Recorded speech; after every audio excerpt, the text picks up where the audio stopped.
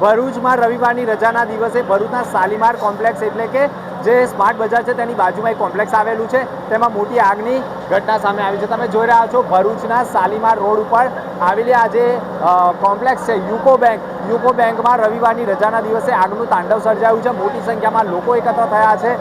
ખાસ કરીને વેપારીઓની ચિંતા છે કે આગનું તાંડવ નીચે જો વેપારીઓની દુકાનમાં પ્રસરી જાય તો તેમને મોટું નુકસાન થાય તેવી શક્યતાઓ વર્તાઈ રહી છે, જેના કારણે હાલ ભરૂચ નગરપાલિકાના અધિકારીઓ કર્મચારીઓ અંદર જે આગ લાગી છે બેંકની અંદર તે કાબૂમાં કઈ રીતે લેવાય છે તેના તમામ પ્રયાસો કરી રહ્યું છે અને આગ ઉપર પ્રયાસ કરવામાં આવી રહ્યા હોય આગ જે વિકરાળ સ્વરૂપ ધારણ કરી રહી છે।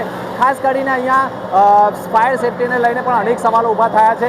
ભરૂચ નગરપાલિકા નજીક હોવાના કારણે ફાયર વિભાગ આવી પહોંચ્યું હતું, પરંતુ આગની ઘટના એટલી ભયંકર છે। આગ લાગવાના કારણે અંદર જે દસ્તાવેજો છે બેંકમાં જ બેંક છે એટલે સ્વાભાવિક છે કે અંદર રૂપિયા હતા કે કેમ તેવા અનેક સવાલો વચ્ચે હાલ આગનું તાંડવ સર્જાયું છે અને બેંકના જે કર્મચારીઓ છે તેમને બોલાવવાના પ્રયાસો કરવામાં આવી રહ્યા છે। મનોજ કંબારા સાથે દિનેશ મોણા, ભરૂચ।